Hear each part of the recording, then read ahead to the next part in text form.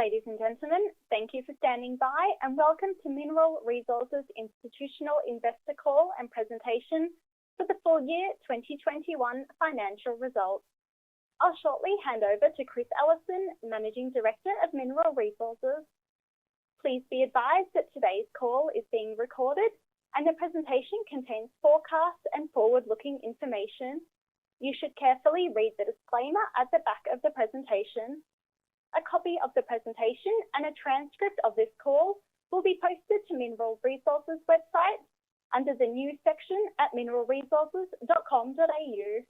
At the end of the Managing Director's address, there is an opportunity for institutional investors, analysts and media to verbally ask questions. If you wish to ask a question via the phone, you will need to press the star key followed by the number 1 on your telephone keypad. If you wish to ask a question via the webcast, please type your question into the Ask a Question box. I will now hand over to Chris Ellison. Thank you. Thanks, Rachel. Good morning, everyone. Thanks for joining us. This is the Mineral Resources full year results. I'm Chris Ellison. I'm going to be joined by our CFO, Mark Wilson, and Mark will walk you through the financial part of the business. Big year for Mineral Resources. Good results we've turned out, but it's been a tough year on everyone trying to navigate and try and understand what effects this COVID virus is having on our business, and it had effects on us pretty much on a daily basis. But we've managed to get a landing. It has not been easy, but it's been outstanding. We've had some record profits, record tonnes. Moved a lot of dirt around, and we've got some outstanding opportunities sitting in front of us over the next 2 to 3 years that we've got a challenge to be able to deliver on. I'll talk about those a little more shortly. The safety in the business has been outstanding. The caring and the culture and the well-being. We've got some amazing people in our business, and we've got a lot of good people that have been around a long time. I'm going to talk a little bit about how we're caring for our planet, and then we'll talk about where we've been over the last 12 months and where I'm taking the business moving forward. Some key highlights. We've invested heavily in the business in terms of our people, in terms of the culture, how we care about our people, how we look after them. We care about them around not just safety, but their mental well-being and their health. And that's making a lot of inroads into us getting to a better place with our people. We've had some outstanding innovations that we've developed over the last 12 months. We're able to turn those into projects. Our safety around our people has been significantly improved over the last year. And frankly, I thought we were sitting last year in terms of industry standard. I didn't think we could get better, but our team had delivered a 30% better result on that. EBITDA, we're up 148% at 1.9 billion, 1.5 billion cash in the bank. Mining services volumes are up, iron ore shipments are up, and the lithium, it's been a tough market out there in the lithium. We've kept Mount Marion running, and Mount Marion's delivered almost 500,000 tonnes of product. It's probably the only hard rock mine in the country that's been running at 100% production. On the energy front, we've increased our exploration footprint, so we're now the largest landholders in the Perth Basin, and also we've picked up a huge tract of land up in the onshore Carnarvon Basin in a joint venture. Innovation. We've had some great progress. We've delivered on the 15 million tonne a year next-gen plant. It's fully operational and probably running a bit ahead of our expectations.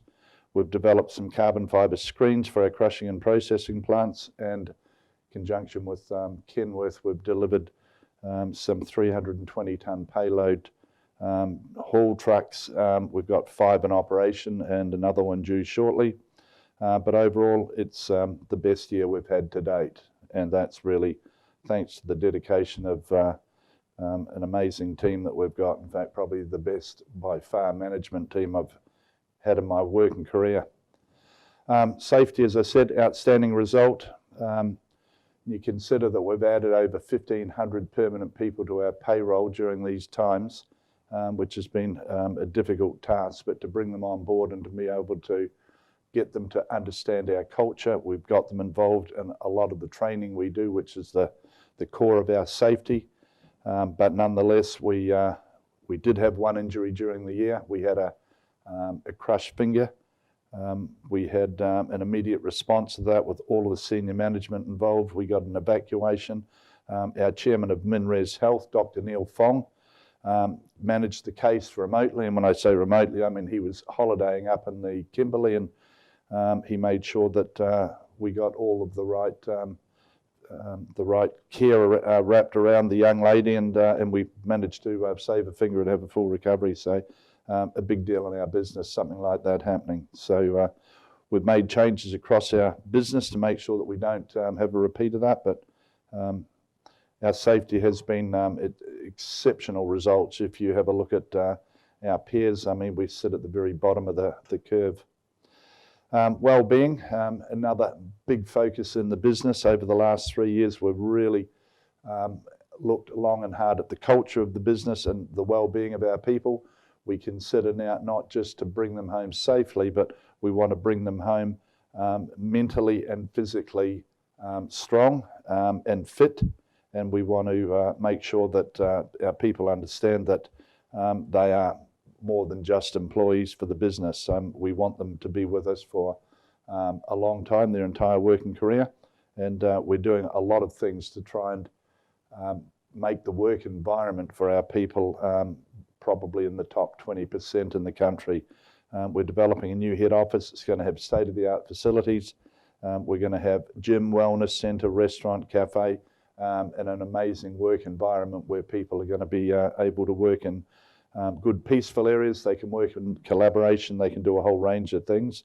And then we're going to carry that out to our mine site. So new camps we develop are going to be more resort style than a camp. We're going to have bigger rooms. We're going to encourage couples to be able to work and live together on site. We're going to have Olympic-sized pools. We're putting in wellness centres, restaurants, taverns, cafes. We're going to have, in some of the areas where we've got camps on the coast, we're going to have creches as we are in our new head office. Look, some of the things that we've been doing around, particularly around mental health, we have had a full-time psychologist on board for about a year now and making a huge difference in the business. We got 50 trained first responders through our Lifeline partnership. We've got over 700 people that have completed the mental health literacy models, and we're really starting to get a different focus in our workforce and around site around mental health. We've got a great partnership with Youth Focus. They've got a dedicated person that looks after our under 25-year-olds, and they can be in direct contact with that person. The mental health training, we're trying to destigmatise people reaching out to get help, and we're making great inroads with that. We're growing the MinRes Health business, so when we move into our new facility up in Osborne Park, we're going to be staffed with a medical facility. We're going to have a couple of doctors in it. We'll take care of all our people medically. We've got over 40 nurses on the payroll, and we've got a physiotherapist coming on board to help around our wellness centre. So a lot of work we're doing around our people, but the people are the core to this business, and they continue to deliver. Sustainability. We're developing our talent. We've got new apprentices that come on board. We do an intake every January. This year we brought 14 on board. We've got 63 in total in the business. We've got 53 trainees. They basically come on board at entry level. Most of them have never heard of a mine site before, let alone seen one. We try and get them into the business through dump truck operators as the easy entry for them. We get them onto site. We've got young people out there that start around $90,000 a year on salary, and once they're in the business, there's a whole range of things we can do to progress them through in different career paths, and that's working extremely well. graduates. We've got 14 that were brought on board recently, and they range through accounting, geologists, engineers, METs, environmental department, right across the business. Our contribution to society, we've put about 1.3 billion spend into the WA economy over the last 12 months. We've paid about $700 million of our favourite thing, taxes, to our beloved governments. We've increased our social contribution to over 70 different charities, and they're generally around health, wellbeing, education, employment, family violence, a whole range of issues that we think that we have a need to contribute heavily to. Our sustainable business, we're committed to zero emissions by 2050, and we think that we're going to bring that in much sooner than that. We've reduced our emissions intensity by 5% this year. We've developed a transition plan to low carbon future, and we want to achieve net zero emissions, and we've outlined that in our sustainability report. That'll be out in October this year. Basically, look, in the short term, we're doing everything we can to reduce the burn that we have on diesel, and we're looking to replace that with a whole range of alternate clean fuels, and we're succeeding on that on a weekly basis. So, I mean, we're very, very heavily focused on making sure that we can clean up the workplace that we're in, and make sure that we're very much aware of the fact that we want a carbon neutral world. Financial performance, good headline numbers. Return on invested capital, almost 40% this year. It shows that we are very focused on making sure that if we're going to invest in something, we've got a minimum return we expect. We've averaged about almost 37% return over the last 3 years. Revenue up 76%. Underlying EBITDA, good delivery on that. The cash at bank, $1.5 billion, and we're putting out a second half dividend of $1.75, so it's $2.75 for the full year. So, look, I'll just pause on that for a minute, and I'll let Mark walk you through where we've been on the financials.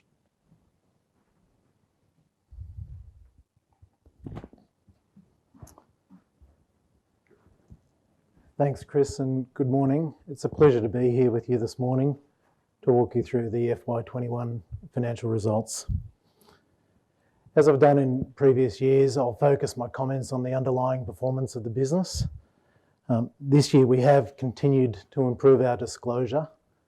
You'll find a reconciliation of our underlying earnings to our net earnings in the segment note to our financial statements. That note reports that over the course of the year, we've generated unrealised gains of approximately $230 million pre-tax on our investment book, unrealised FX gains of about $52 million, and impairments of about $46 million, 10 of which were taken in the second half. We've also, for the first time, provided you additional information on mining services tonnages, actual tonnages to assist.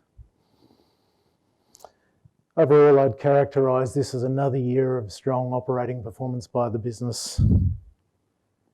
We're benefiting from the significant investment we've made in recent years to support the development of our mining services core capability, which runs deeply through the business, and we're using that capability to leverage into new opportunities in the commodities space. Starting with the P&L, as Chris said, record profitability for us, both at a EBITDA and an NPAT level. Very strong results across the business.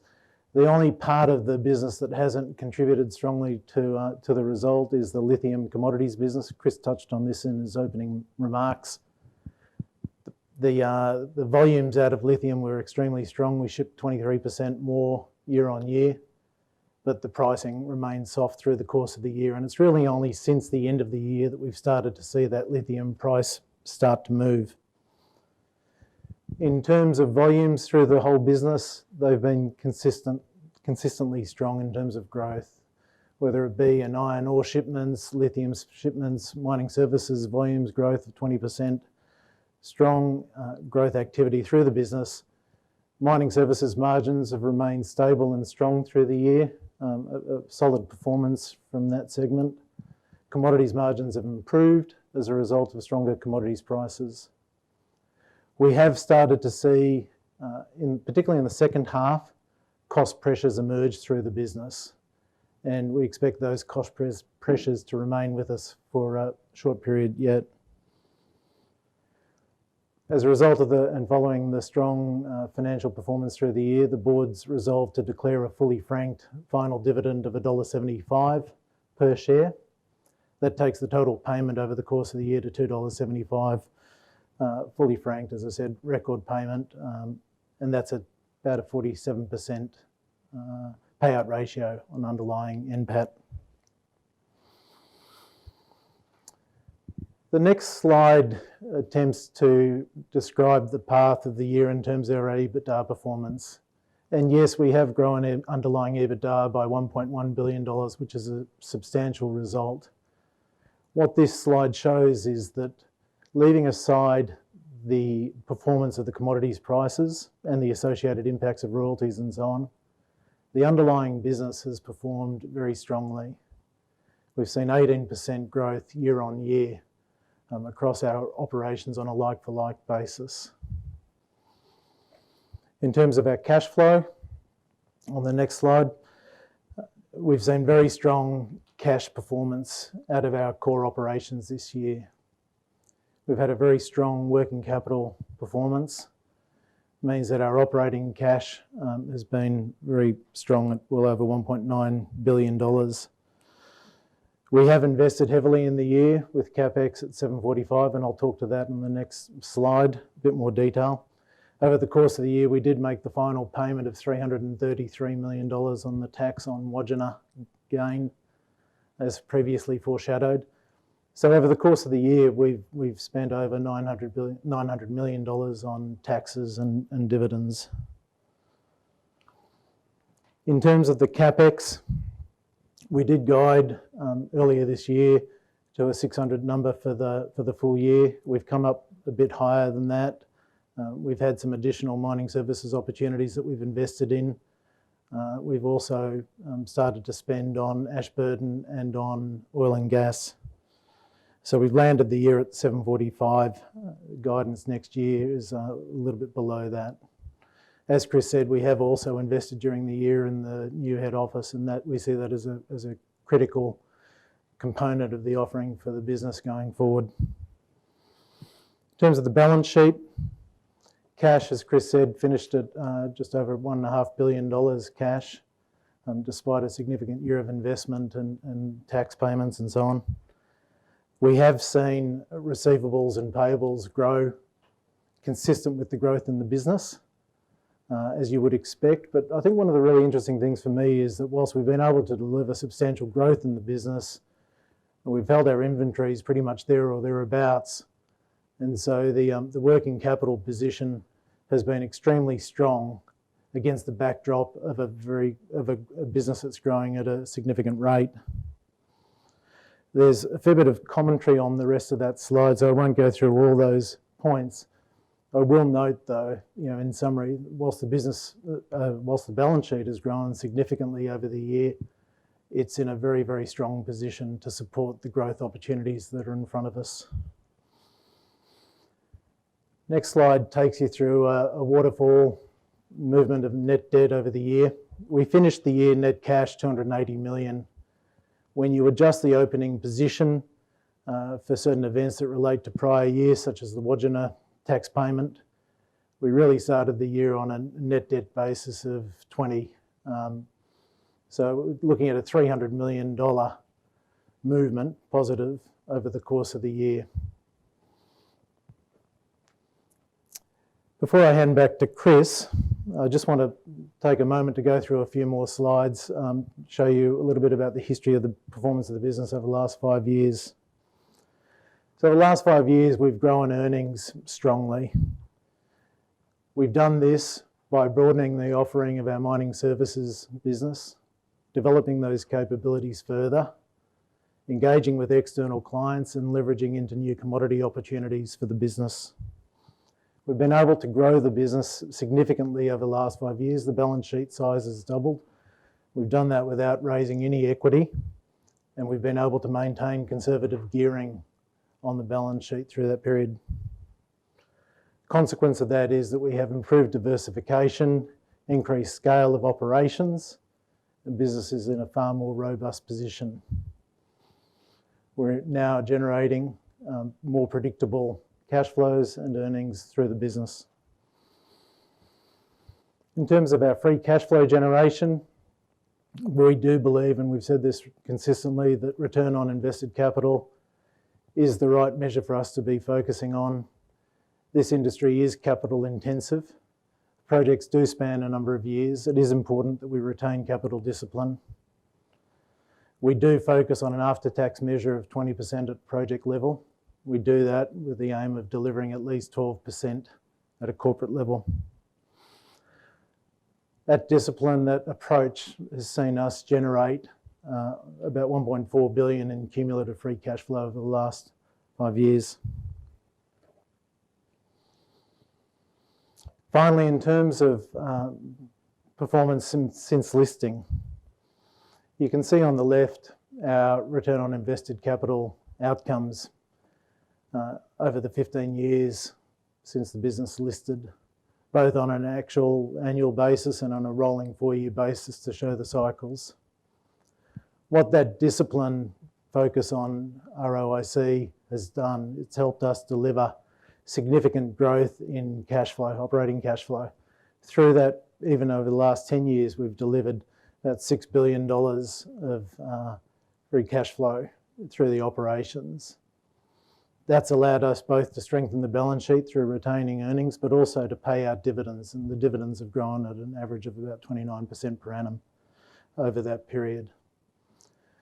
The end result of all of that is that the business is extremely well placed with a strong balance sheet to leverage into the significant opportunities that we have in front of us going forward. On that point, I'll hand back to Chris. Thank you.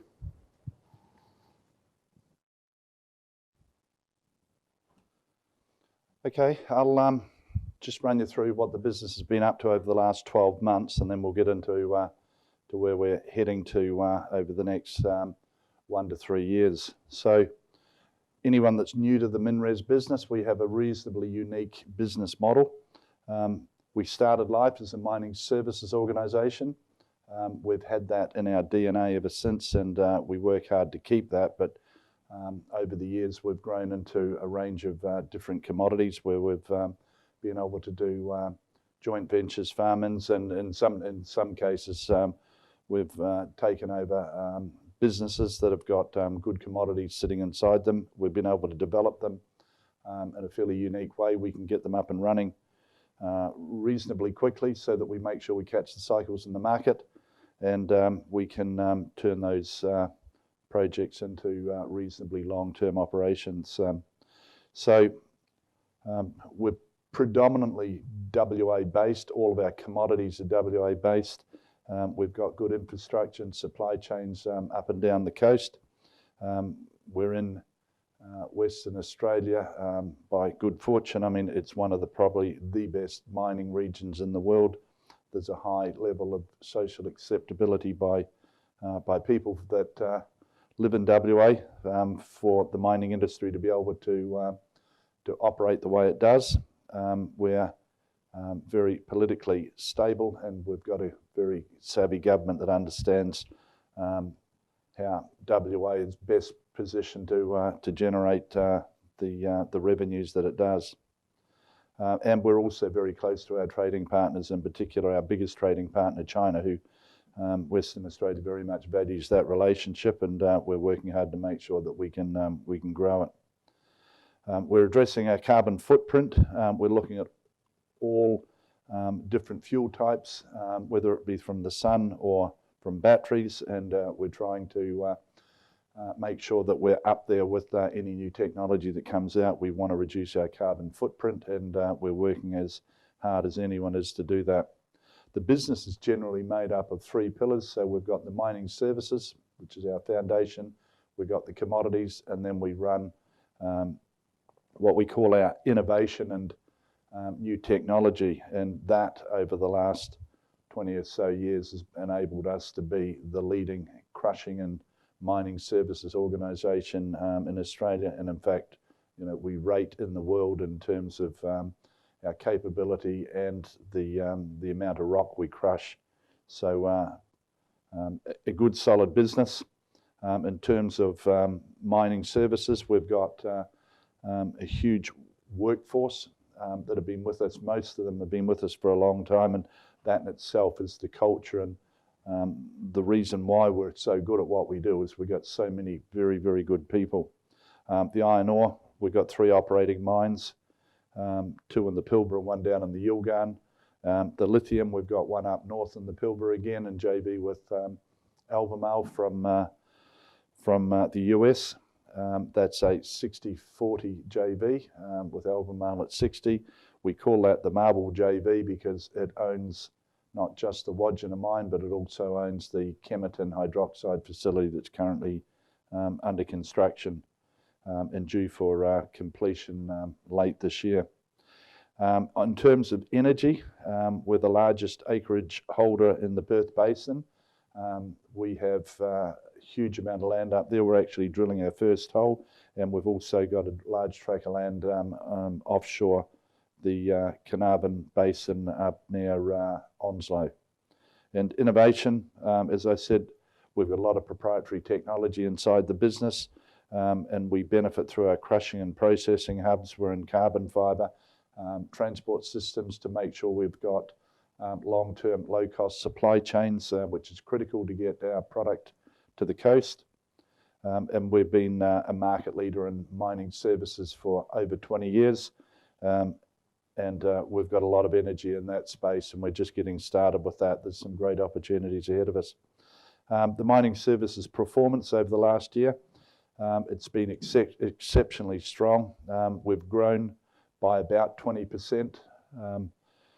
It bounces around a little bit, the growth in the mining services, but some halves we jump up by 30 or 40%, but we seem to sit at an average of better than 20% over the last couple of decades, and that's probably only going to get better as we go forward over the next 3 years because we've got some incredibly good long-term mining services contracts that we've got locked away. We've over the last 12 months, we've had 3 new contracts we've entered into. We've got 5 that were renewed, and our customer retention in our mining services business is always extremely high. And that's simply based on the value that we can return to our clients in terms of performance and cost. We run 26 operating plants around the country. We've got 17 open pits operating. In our construction division, we recommissioned the Carina Mining Iron Ore Hub, and we're using that to get more tonnes out of the Yilgarn.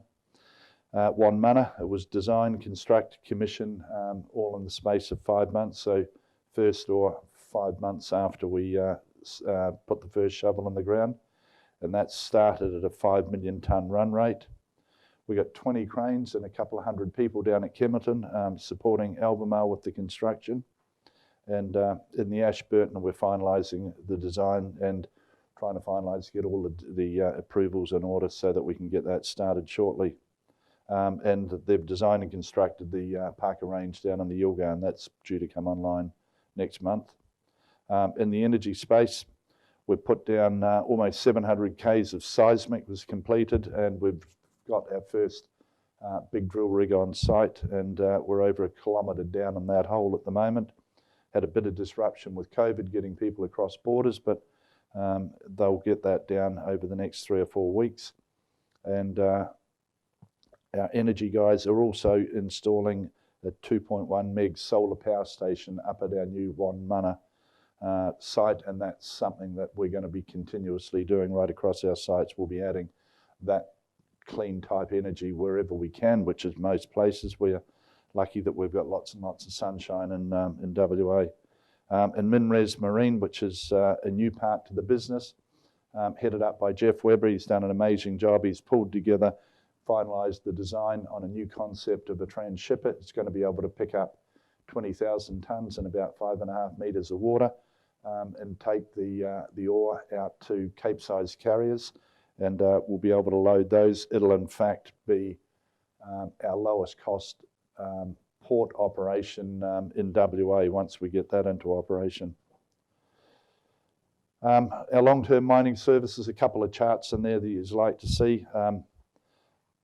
The mining services business, as we say, it averages a bit over 20% a year. Over the last 3 years, it's averaged 30. The margins are always strong. They're consistent through the cycles. They don't move around too much, regardless of commodity prices. And they've got very good, predictable, long-term annuity streams. So very good part of our business. Commodities performance, the numbers are all there to look at. Costs and tonnes that we have. We had a lot of disruption with COVID, trying to move people across borders and people getting locked out. But the upside of that is that our WA government has been very strong in making sure that WA is safe, and all the mine sites have stayed open. We've had no mine sites in WA closed through COVID, which has turned out to be a powerhouse for Australia. So we come in at the bottom end of guidance, but as I said, we've never been through a virus like this before, so we're learning to manage it now. We're learning to live with it. Iron ore costs are up slightly due to increased costs we've got wrapped around trying to keep them to operate under these conditions. And we've got some short-term increase in our strip ratio, which will probably disappear by about the end of the calendar year.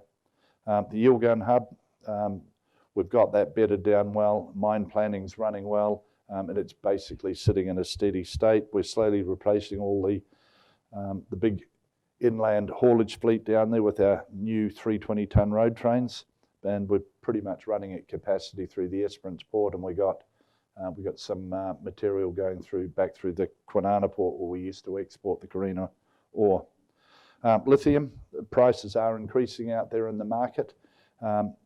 We still see demand. It's a little bit rubbery, but because there's much less product in the market than there was 2.5 to 3 years ago, obviously the supply demand is moving reasonably quickly over the last sort of 6 or 9 months, but we just got to wait and see where we head with that. If we turn too much supply on, we may end up in a not a good spot, but our friends at Albemarle are very focused on where that's heading. But the outlook certainly for lithium is looking extremely robust, and it's going to be a significant contributor to our business over the next decade or so to come. Mount Marion, it's been running well. Exports are up on the prior year. We've improved the yields. We've lowered the costs slightly, so Marion's running well. Future direction, where the business is heading going forward. We've got lots of opportunities out there we've developed. Some of them we've been working on for a number of years, and they take time to come to fruition. I mean, the average job in our business probably takes about 3 years from when we first spot it to when we can actually get it on the ground, and it can take longer, 4 or 5 years. So we've always got a long pipeline of projects that we're looking at, and they're always at different stages. So the core of where we're going, future opportunities in the mining services. There are a lot of opportunities with the big tier 1 miners that we work with. And we're not just out there turning up as a mining services contractor. When we turn up probably with the best processing and crushing equipment in the country. Certainly very innovative, low cost. We can get to site. Without doubt, we've got the best workforce in terms of safety and the culture and the way they go about things and get things done. They're very consistent at the top end of the market on production and mining and crushing, processing. And our supply chain, very similar. We've got 2 big supply chains that run through the Pilbara and down here in the south. And there's a combination of big off-highway trucks, trains, and on-highway road trains. We are without doubt the biggest hauliers in the world when it comes to number of trucks on the road and off-highway and tonnes moved with rubber. So there's probably a couple of good opportunities we're looking at putting to bed externally, and then over the next 3 years, the mining services part of the business is going to be adding some next-gen crushing plants through Ashburton, and then later through the Southwest Creek Hub. They'll be adding at least 145 of these big jumbo road trains in the Ashburton, and they'll also be owning and operating those 4 transhippers that'll run round the clock, and all of those guys will be delivering about 30 million tonnes a year of production, and we can see a bit of daylight where we can squeeze that a bit beyond. Southwest Creek Hub, it's probably going to come to light in the next month or two. The government's decision, they've obviously been held up on that a little bit because they've been fairly full on managing COVID and a whole range of other issues in keeping our safe state, but we expect some announcement on that not too far down the track, and if we can get that moving, then we'll be the mining services business will own the life of mine gate to FOB ships, the logistics supply chain part of that'll be theirs. So some big opportunities sitting in there for the mining services. Commodities, the iron ore, we are going to put first ore on ship out of the Parker Range in September. Mount Richardson's next. The Utah Hub, Iron Valley will continue forward, but at a reduced rate. Wonmunna is ramping up from 5 to 10 million tonnes over the next few months, and Lambs Creek, we think we'll have that online by about the end of next calendar year. So that's our Utah Hub, and good mine planning wrapped around that. We know where we're going with it. The Ashburton Hub, 30 million tonne operation. Incremental parts of it have already started. It's approved by the board, but subject to us landing the final approval. So the port approval's due out imminently, and we've got a little part of the corridor for the off-highway road to get approved. So we're aiming for feet on the ground up there in about September, and we're looking for first ore coming out of there in the first half of 23, and it'll be at the back end of that first half.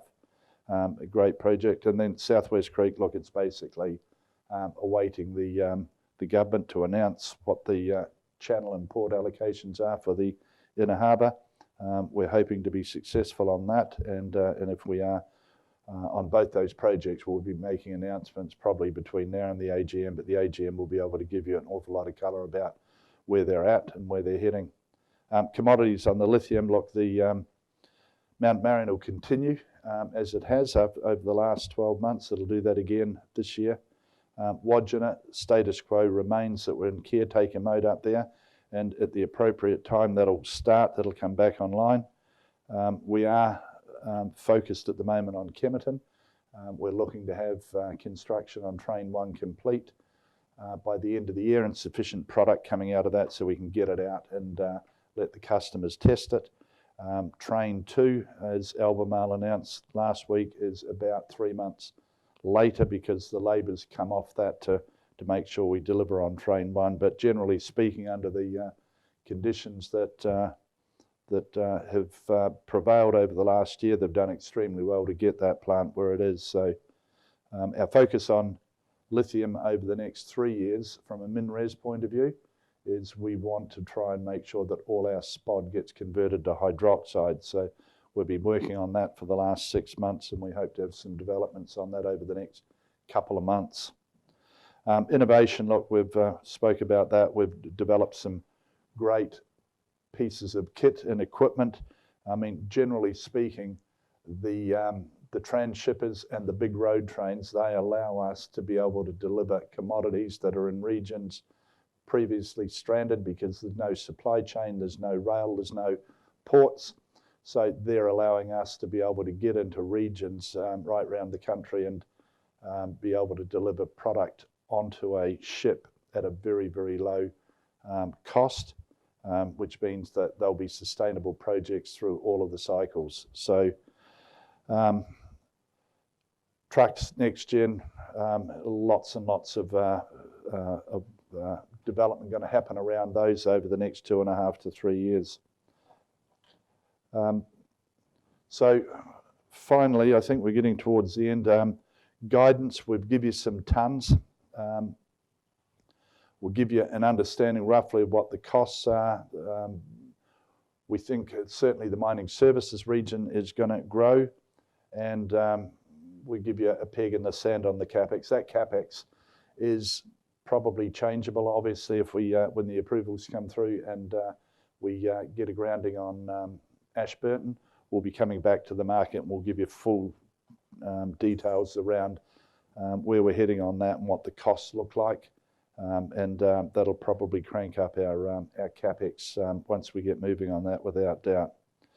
So, closing comments. It's been a tough year in some ways, but it's been a great year for the business. I mean, the business has developed extremely well. The business is running well. We've got an amazing management team sitting in the business. It's been frustrating in some areas. The government have been really working hard to keep our safe state. Approvals are a little slower than we'd like, but they're working through that, and we're getting them out slowly. So held the projects up a little bit, but not too much. We've got a lot ahead of us. We've got contracts coming through over the next 12 months. We've got without doubt, two major iron ore projects that will be starting up. But this COVID and this latest wave that we've had running around the world and through the East Coast is very disruptive. The business, it's going to continue to be disruptive. It disrupts our supply chain. It makes sourcing people and getting them to our projects difficult, but we're learning to live with that. But look, there's huge opportunity out there, and we'll do what we always do. We've got a very strong board. They've been very focused. We've had a few of our board members that haven't been able to get over here. From time to time, we've got Zizi sitting over in Hong Kong, and she can't get into the country, but incredibly supportive. They've been on the screen. They've helped us get through the year. And the management team, led by Brownie, Paul Brown, Mike Gray, Mark, looking after the money, a whole lot of amazing people that sort of sit under them. And I mean, that's the heart and soul of this business, and that's what drives the bottom line. It's driving an incredible future. So look, thanks to all of our people in MinRes that have delivered this year, and we expect to have a very successful year going forward. And finally, look, thanks also to the McGowan government. They've without doubt made this state probably the best state in the world to live in. And financially, we're robust, but we're also healthy, fit, and we can get out and about, and we can still enjoy life. So that pretty much wraps up the presentation, and Mark will come back up and join me. And if you've got any questions, we'll do our best to give you an answer. Thank you. If you wish to ask a question via the phones, you will need to press the star key followed by the number 1 on your telephone keypad. If you wish to ask a question via the webcast, please type your question into the Ask a Question box. As a courtesy to others, please limit yourself to 2 questions at a time. And if you have further questions, you are more than welcome to rejoin the queue to ask those. Your first question comes from Jack Gabb from Bank of America. Please go ahead. Thank you and good morning. First question is just on the services division. I think you said on your first half results call, volume growth over the next 3 years would be about 30% per annum, excluding Ashburton. Just curious whether that 30% growth can still stand longer term. Obviously, I've seen the guidance for this year. Thanks. No, look, that's going to be a mixture of what we call contracts with our tier 1 customers, and also with at least 1, probably 2 joint ventures that we'll be working through. Okay, so 30% is realistic or not for the next couple of years? Yep. Look, quite frankly, where we're going to land, I would say 2.5 to 3 years moving forward, the entire MinRes business will double, and that'll be in terms of long-term mining services contracts we'll have with both external and joint venture partners, and commodities. Commodities will be stronger than that. Perfect, thanks. And my next question is just on iron ore. I guess you said that the board's approved the Ashburton project. Just clarity on the capex of the 69 million.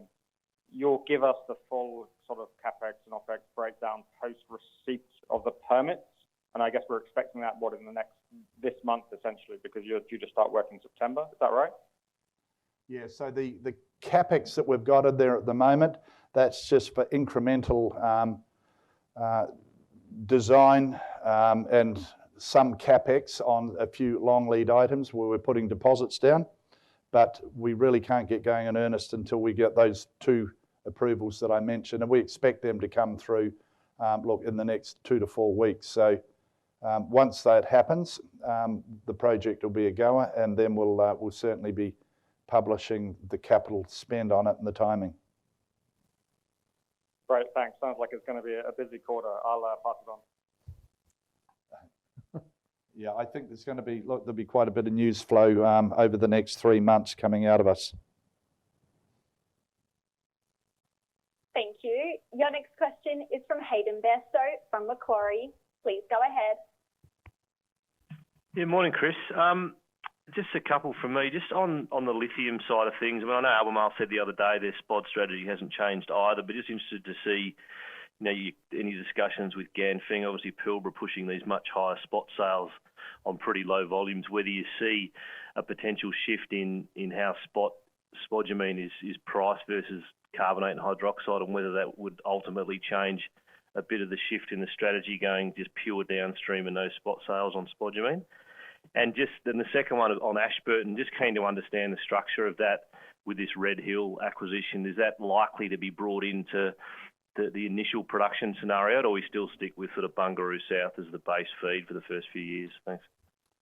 Well, look, firstly on the lithium, Hayden, I think going forward, our strategy is going to be that we want to make sure that we pick up the downstreaming margin. So we're really focused on making sure that we can build our own hydroxide plants, own them and operate them.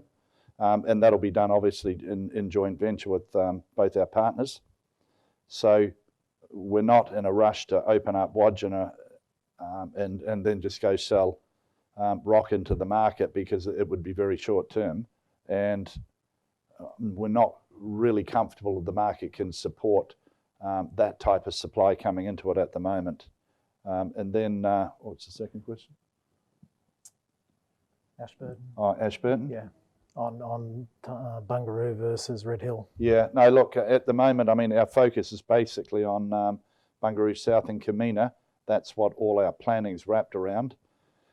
Going down the path with the Red Hill, I mean, it's simply an opportunity where obviously we want to gather as many tonnes in the region as we can for the long term. But that the offer we got on the table, it's obviously waiting on shareholder approval. So before we get ahead of ourselves, we'll just wait and see what the shareholders think of our offer.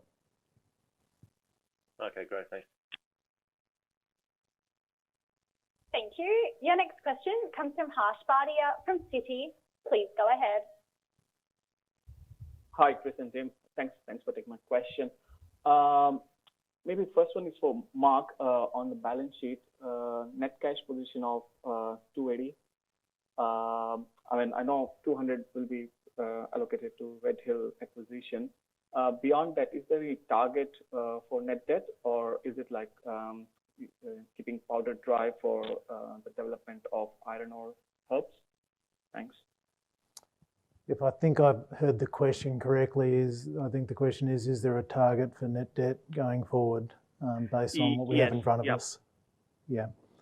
So the answer is we expect we'll move into net debt over the course of this next year, off the back of the expected development of those iron ore opportunities, but we haven't put a public target out in terms of what that number will get to. Thanks. And just a clarification, FY22 mining services volume guidance, like 15 to 20%, does it include or it assumes anything for Wodgina or Ashburton project? No, there's nothing in there for those. Okay, thanks. I'll pass it on. Thank you. Your next question comes from Lyndon Fagan from JP Morgan. Please go ahead. Thanks very much. Just in regards to your FY22 iron ore guidance, I can see that the Yilgarn is going to be 100% fine.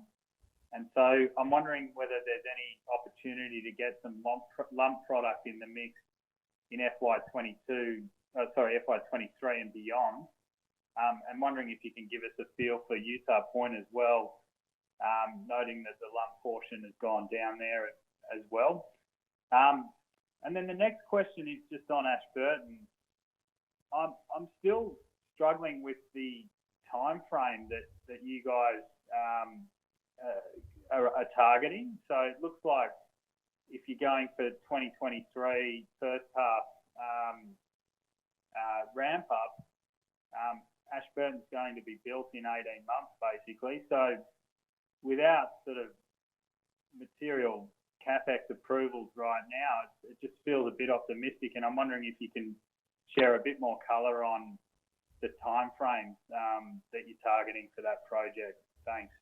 Yeah, look, firstly, the Yilgarn will remain on fines. The logistics down there in the supply chain, if we run all fines, it allows us to get quite a bit more out in terms of tonnage rather than trying to run two products. And when we first opened the mine, in fact, we were probably running close to 4, and it was just really inhibiting our ability to be able to get them on ships, get tons on ships.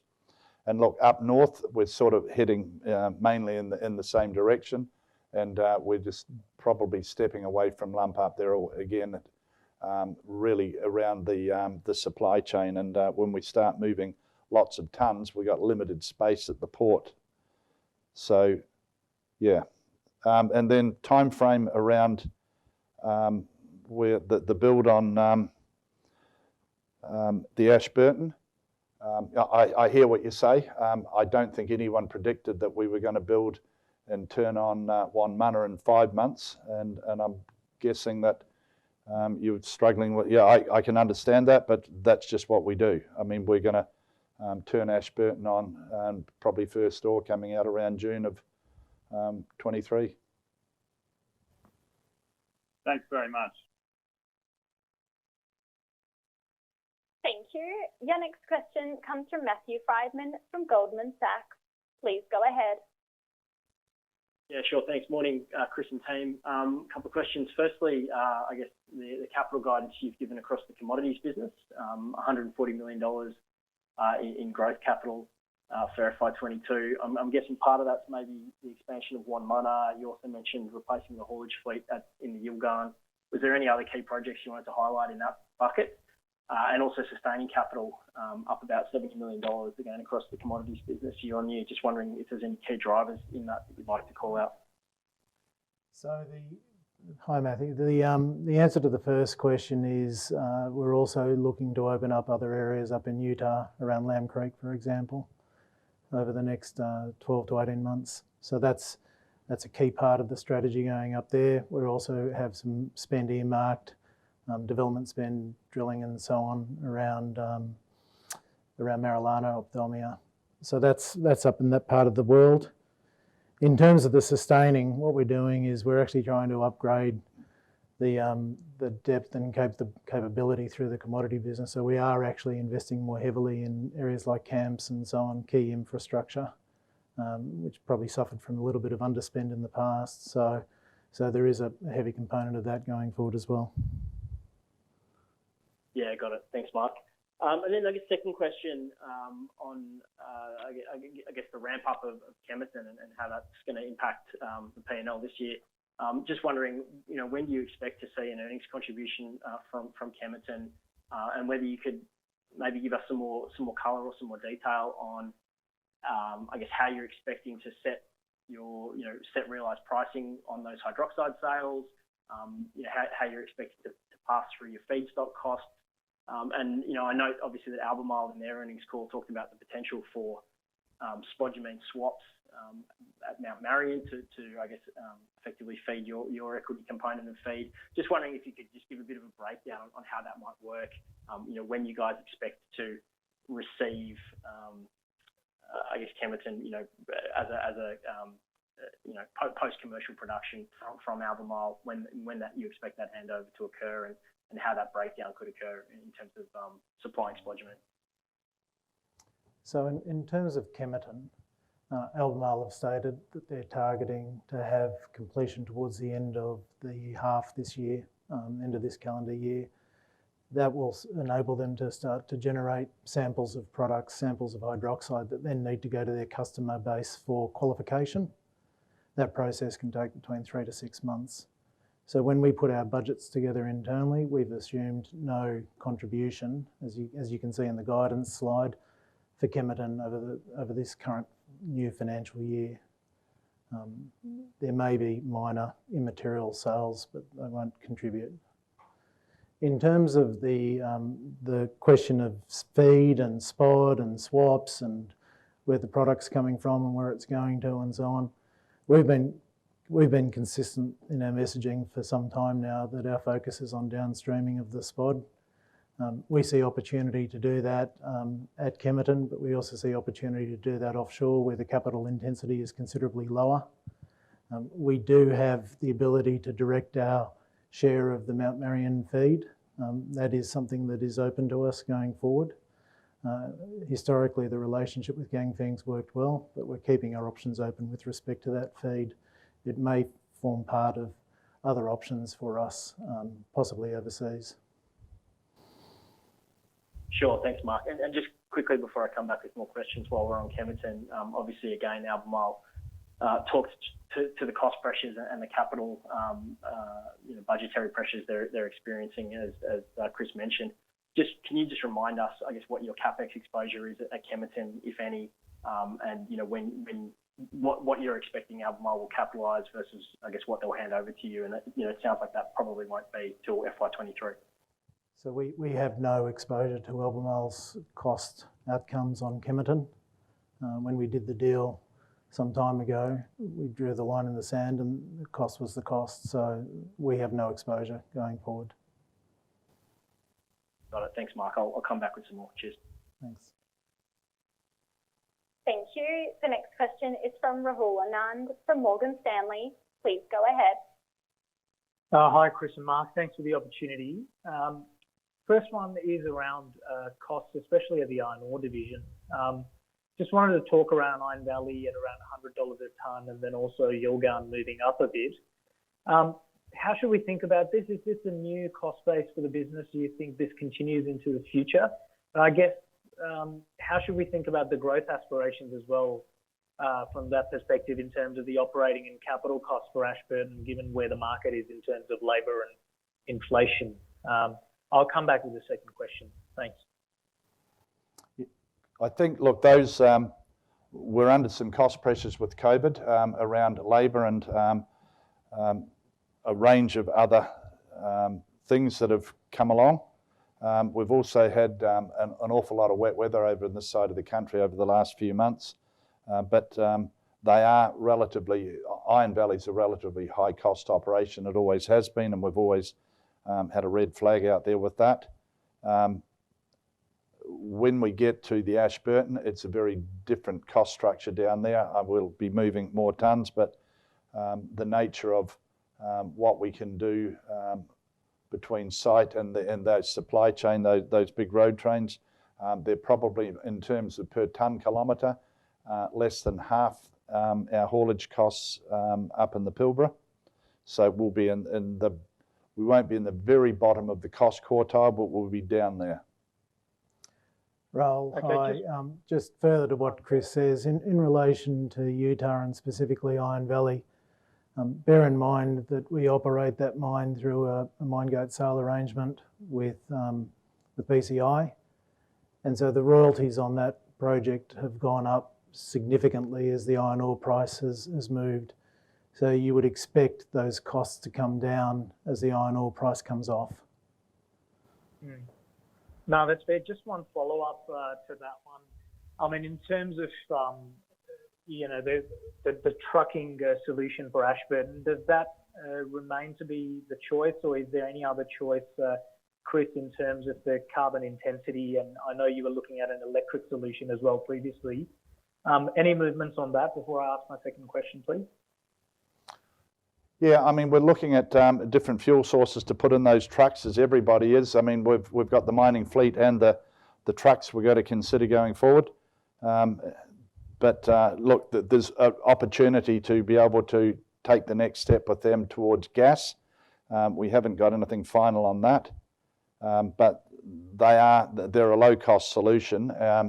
And even if we run trains, I mean, the trains we're running down in the south, I mean, they all run on diesel. So part of our challenge is to be able to get out of diesel, and that's something the whole industry is working extremely hard on.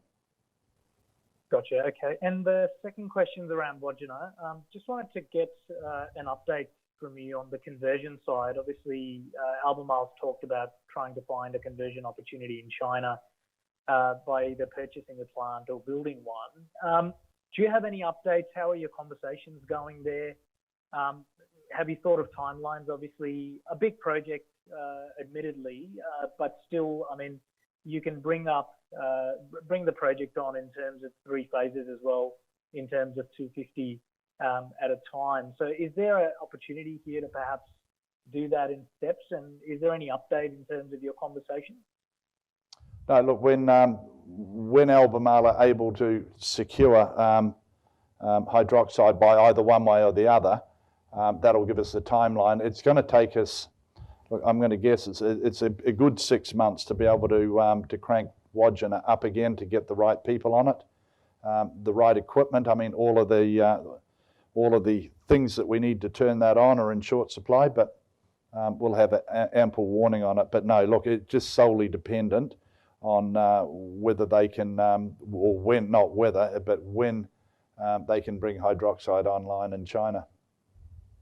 Perfect. Okay, that's very helpful. Thank you. I'll pass it on. Thank you. Our next question is a written question submitted by Brad Thompson from the Australian Financial Review. He asks, Albemarle on its results call last week seemed to suggest that it might not restart Wodgina until it acquires downstream processing capacity in China. What is the MinRes understanding on a Wodgina restart, and is it dependent on Albemarle acquiring downstream capacity? And do you have workforce capacity in WA for a restart? Yeah, look, on the first side, yes, it is quite clearly. I mean, Wodgina will restart once Albemarle are in a position to be able to convert the spod to hydroxide. And secondly, yes, we can put the workforce together again and to be able to bring Wodgina back online. A lot of the key people that were at Wodgina through the previous commissioning are still sitting inside the business. So we've got a lot of people spread over a lot of sites, so we can pull a very good crew back together again to make that work. And further to that, Wodgina is a fantastic project. People will want to be there. It's got great facilities, and it's going to deliver a great product when it gets going. Thank you. We will now return to phone questions. The next question is from Peter Kerr from the Australian Financial Review. Please go ahead. Hi guys, double teaming with Brad. Regarding Ashburton, have Baowu signalled to you that they are keen to go ahead and develop the iron ore tenements in the West Pilbara that you and they both have a mutual interest in? Yeah, look, the answer is that they are relatively keen to be able to get those developed in operation, and we've been working through. I've only just recently joined the Aquila board, so we're working through a range of issues in there.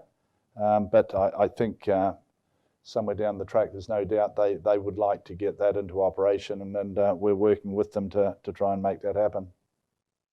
And I guess as we've seen it unfold this year, we've viewed it as a bit of in some ways, a boom time play. The way you're talking today about unit costs, are we wrong to see it that way? Do you see that these West Pilbara tenements are viable through, iron ore market downturns? Absolutely, yeah.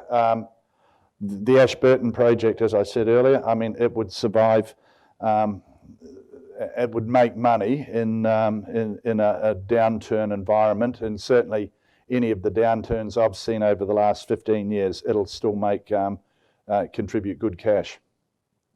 Great. And if I may, the innovation that we bring both on a capex and an opex, so we'll have lower capital intensity through the design and the installation of the next gen crushing plants. The jumbo road trains that Chris has outlined earlier give us a great operating advantage, and then we have this great transshipping solution that also offers capex and opex benefits. I think too, Peter, when the transshippers are running, Onslow will be our lowest cost port in WA, and that'll be the fourth port that we operate out of. So yeah, it'll be the lowest. Great. And could I just ask you about the substantial shareholding you've taken in VentureX, the ASX listed company? Can you tell us about the strategic rationale for that, and if it's about wanting to get exposure to mining services in the underground realm, is that not something MinRes could have done, I guess, just by expanding its own mining services division? No, we like the skill sets that Bill Beaumont and his team will have, and they probably rank them as probably the best underground miners in Australia, and we just see opportunity going forward where we could possibly work together on different projects. Beauty. Thank you. Thank you. The next question is from Danielle Lemessurier from the West Australian. Please go ahead. Hi, good morning. Just on the issue of vaccines, there's obviously been a lot of discussion around businesses mandating COVID vaccines for workers following SPC making it compulsory for their workforce. Chris, will you be mandating vaccines for MinRes workers? Look, we're going down the path at the moment of trying to secure vaccines for our workforce and for their families. So our first course of action is to try and get our entire workforce vaccinated. And then, look, we'll just have to see what happens in the environment. I don't think we want to be out there scaring our workforce off. I mean, yeah, look, our first port of call is to get them vaccinated, and our aim is to be able to secure our own vaccines and be able to run it through our COVID testing facilities that we run right around the state, and just make sure we get them all done. And then, look, we think we're going to be living with this thing for, who knows, the next 5 or 10 years. So all of our people are going to regularly need to have booster shots. But I don't think we're going to come out and say that it's mandatory that they've got to have it to go to site at this stage. And just on that, have you had any more feedback from the federal government on your push to get involved with the rollout? Sorry, Daniel. On the push to, couldn't hear the end of the question. Sorry, on the push to get involved with the vaccine rollout. Yeah, no, that's something we're working on behind the scenes. As I just said, I mean, we would. It's our preference to be able to go and secure our own vaccine and be able to administer that to our workforce, and we are working on that behind the scenes to try and see if we can make that happen. Thank you. And just one more quick one on skills shortages. I'm sure you probably saw the McGowan government came out last week and announced a $4 million advertising blitz to lure workers from interstate and New Zealand following the skills summit. Is it your opinion that these incentives will work, or are they short-sighted? No, look, I think as long as the international borders are closed, I mean, we've just basically got that 150 or 170,000 migrants that aren't coming in the country. So I think all of those things add value. I don't think there's any doubt about that. But the key thing that we've got to do is we've got to be able to get fresh people into Australia. And, you know, we're trying to work through that in the mining industry through the CME to see if we can get something happening around quarantine facilities. So we're going to need 30 to 40,000 people over the next 2 to 3 years in the mining industry in WA alone. So we've just simply got to figure out a way of being able to safely bring people into WA. Thanks very much for your time.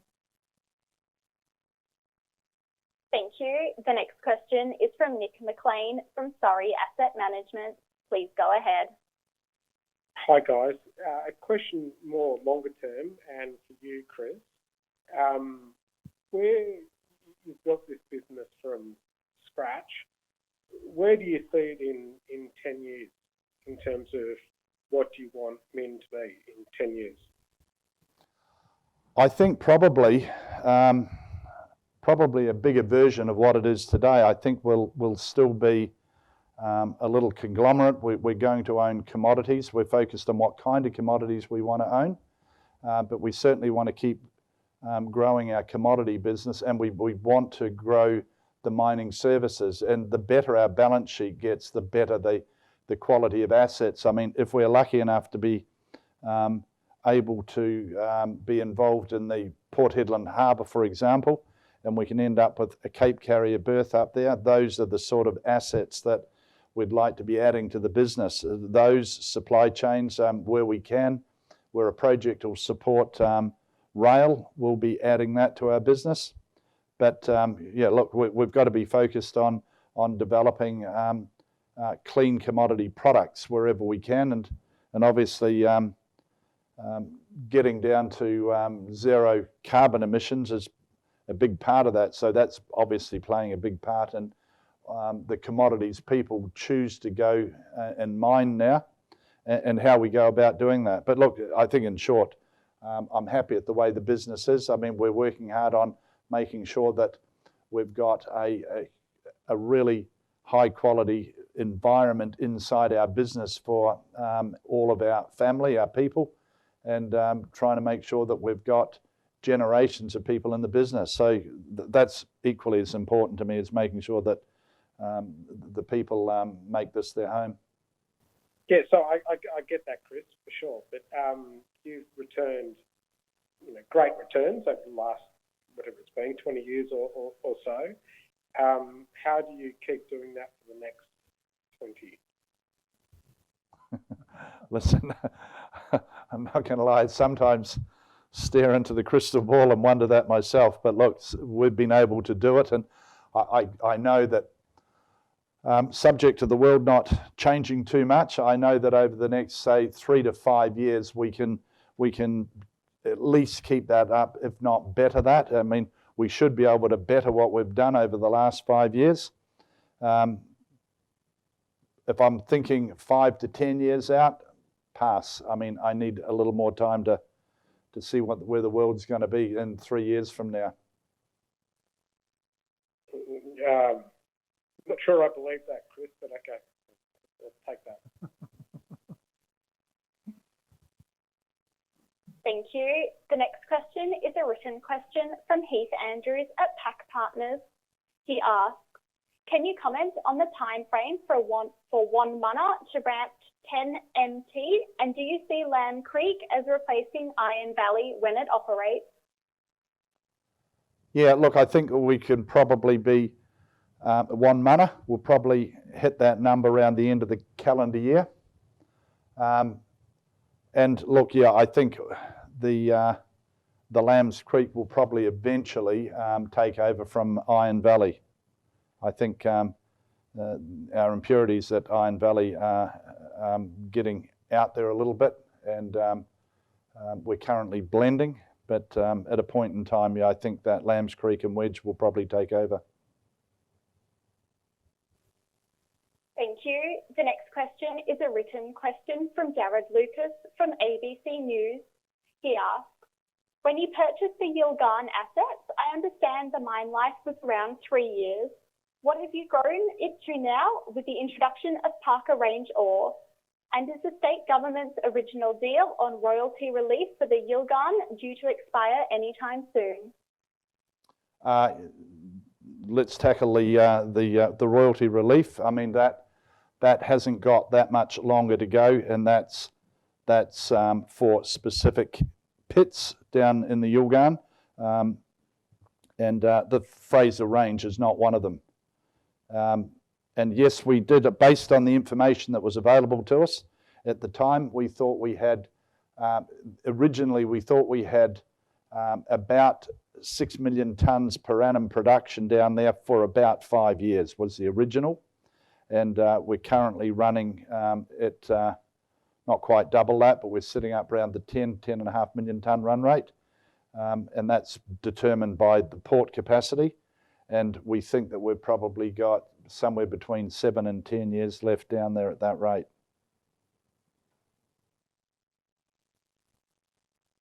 Thank you. We will now return to the phone questions. The next question is a follow-up from Lyndon Fagan from JP Morgan. Please go ahead. Thanks for that. Just on the Southwest Creek berth, I was hoping to gauge your level of confidence on being awarded those. You mentioned there was a couple of, well, there might be more to say in the next few months. Are you able to share what those milestones are? You know, how many other players are in the mix to try and win that access? And if you are awarded access, how ready is that project? And whether you're willing to share capital intensity, I suspect not, but I figured I'd ask. And then the next one is on Mount Marion. We're obviously seeing spodumene prices over 1,200 in the market. What sort of lag is at Mount Marion? When should we expect those prices coming through to your revenue? Thanks. Look, based on the way we sell Marion, we've probably got a couple of month lag on the prices, and that's sort of a lead lag. I mean, it happens the other way when the prices are going down. It's about the same, but it's a couple of months on that. And look, the month on month, the value that we get per tonne down there has grown substantially. And then on Southwest Creek, look, there's not a lot I can say on that. I can't. There are obviously all of the users of the inner harbour and Port Hedland would like to increase their channel allocation. So there's two things up there. There's the allocation in the channel and how many tonnes you're allowed to ship out the channel, and they're chopped up into A and B class, and then D class are basically just tonnes that you can get through being efficient. So we can't give any indication on anything until we know, A, if we've got access to the berth or we get the right to develop them. And then secondly, how much channel allocation we actually get. So, and that could be anything from, 0 to 50 million tonnes. So once we understand the volume that we can get, we can then determine how many tonnes per annum are going through there and what the capital cost is to get them delivered. So we've sort of got most of that figured out, but I mean, it just depends wholly and solely on what we're able to get, if anything. But our level of confidence up there on being able to get something, I mean, is extremely high. It was originally, those berths in Southwest Creek were in 2008 set aside, as we all know, for junior miners, so that we can be a company like us can one day become a major. So our level of confidence is extremely high. Thanks. And if I could just squeeze another one in. On Utah Point, you've got 14 million tonnes that you could use there. What's the bottleneck preventing you from being at that run rate in FY22? Thanks. Just the COVID virus. Specifically, Lyndon, around the haulage, there are challenges with haulage. You need drivers, obviously, for the trucks, and a lot of the drivers come from the eastern states. And some of the guys up there have been on long swings without seeing their family. So that's the challenge, one of the many challenges that Chris was referring to when he was talking about the COVID challenges earlier. Thanks, guys. Thank you. Once again, to ask a question via the phones, please press star then 1 on your telephone keypad. To ask a question via the webcast, please type your question into the Ask a Question box. Your next question is a follow-up from Matthew Friedman from Goldman Sachs. Please go ahead. Yeah, sure. Thanks. Thanks for taking a few more questions. Firstly, on the mining services business, wondering if you can just give a little bit more context on what is in the pipeline to deliver that 15 to 20% growth. Just wondering, in your discussions with the majors, where are you seeing the opportunities in volume growth? Is it from crushing? Is it from dirt moving? Where are they needing min services, and also wondering if you can give any colour around whether that growth is going to be weighted more towards internal projects or expected external wins, and whether there's any weighting to the first half or the second half, whether it's a relatively even split. Thanks. Yeah, look, firstly, most of it will be external. What you're referring to is external, and secondly, I don't like to give too much detail around what we're looking at or who we're talking to, because obviously we have competitors out in the market. So my preference is to be able to let you know after we've secured it. Okay, thanks, Chris. That's helpful. And then secondly, there were some questions earlier around the timing and the timeline for Ashburton. You've given us some guidance there in terms of expecting that project to be online by 2023. Clearly there's still a big build to happen there. You've talked about over 100 road trains, 4 transshippers, lots of kilometres of haul road to build. So, while you said the project might be online in 2023, just wondering if you could give us some context around how long you expect the ramp up will be to get to that 30 million tonnes per annum. I mean, how long is it going to take to for your partner to build and deliver 100 road trains to be able to get to that 30 million tonne per annum number? Yeah, look, I think that a combination of approvals and quite right, the supply of the equipment, we're probably going to take a good solid 12 months from when we turn on to be able to get up to around the 25 to 30 million tonne run rate. There's no doubt about that. I think in the first 12 months of operation, we'll probably do somewhere around about 12, 15 million tonnes. And then the second year of operation, we'll probably be bringing on a bit more horsepower in terms of equipment and road trains. And the second year will probably be up around the 30 and maybe a touch better. Thanks, Chris. That's really helpful. Maybe just last one quickly.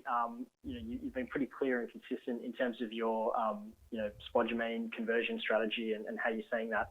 Just wondering, we've talked a lot on the call about, I guess, price strength in lithium and particularly spodumene. You guys have obviously got a very successful track record in terms of developing spodumene deposits. Do you see an opportunity currently to bring any new deposits online, perhaps outside of the Marble JV? Is that something that you think Min could still have an edge in, or are you not particularly interested in that, given you've already got a pretty significant idle capacity? No, we are. Look, we're out there looking at a couple of different regions. We've got some drill rigs out there at the moment looking for some more spod, which is away from both the Marble and the Ganfeng JV. So no, we are hunting pretty much everywhere that we think that there's an opportunity, and we're very keen to get another deposit. Okay, great. Thanks, Chris. Thanks for all the questions. Thank you. The next question is a follow-up from Rahul Anand from Morgan Stanley. Please go ahead. Hi, Chris and Mark. Thanks for the opportunity to ask another one. Look, I only have one question on Mount Marion. I just wanted to understand the cost trajectory there. We've obviously moved to new grades for the spodumene, and that's helped recoveries higher. My numbers were, I was expecting costs to be somewhat better than what they were in the second half.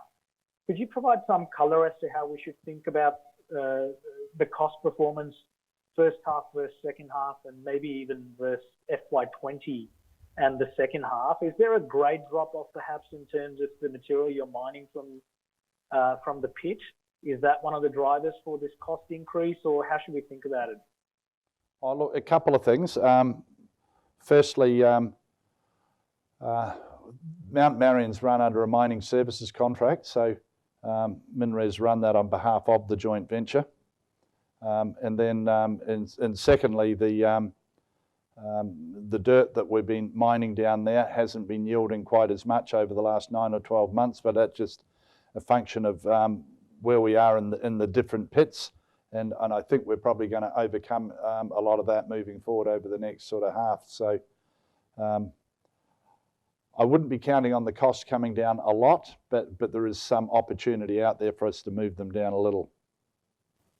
Okay, and just one follow-up. In terms of the strip ratios, I would suspect we're probably around the 8.5 mark at the moment. Do you still expect them to come off to around 7.5 over time, or do you think we're going to see sort of the strip remain high as well? I think they're probably going to keep the strip about where it is. I mean, they work the pits, you know, where we've got stuff at depth and not so deep. I mean, they work them to try and maintain that average, and I think that's sort of, at the moment, it's going to be the average for the next couple of years going forward. Okay, perfect. That's very helpful. Thank you very much. Thank you. There are no further questions at this time. I'll now hand back to Chris for closing remarks. Okay, well, look, thanks everyone for joining. We're sort of already past the year we're delivering now, and we're sort of head down and full on into this financial year. And I mean, so far things are going well, but look, we are going to have probably an awful lot more news flow when it comes to the AGM, and we'll make sure that we can lay out fairly clearly where these projects are going. That is all approvals being in place, but look, I expect over the next couple of months we'll get all of that bedded down. So we'll save everything up for the AGM. But look, thanks to everyone. Again, thanks to all of the staff that we've got in MinRes that made this happen, and thanks to all our shareholders, our investors, and particularly all of the mums and dads out there that bought our shares back on the float, and they're still sitting out there with them. It's really nice to see that a lot of those long-term people have got some great rewards out of what we've been able to deliver. So look, thanks everyone for joining, and we'll see you at the AGM. Thank you.